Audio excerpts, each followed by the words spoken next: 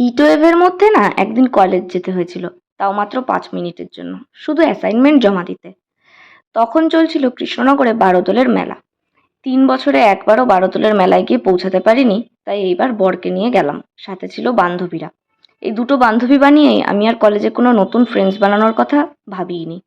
কিন্তু মেলায় ঢুকেই আমার ইনস্ট্যান্ট রিগ্রেট ছিল, কি করতে এসেছি। যে পরিমাণ গরম ছিল তা বলে বোঝানোর বাইরে।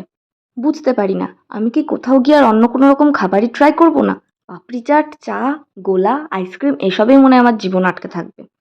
এখন এমন হয়েছে বিয়ের পরে কানের ফানের দেখলেও বুঝতে পারি না কি কিনবো।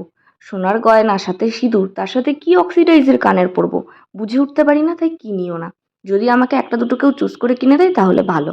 আর এই যে এইসব রাইডগুলো না, আমি সারা জীবন দূর থেকে দাঁড়িয়ে দেখেই গেলাম, ওঠার মতন সাহস আমার ভিতরে নেই। রাতে একটা রেস্টুরেন্ট থেকে বিরিয়ানি খেয়ে বাড়ি ফিরলাম।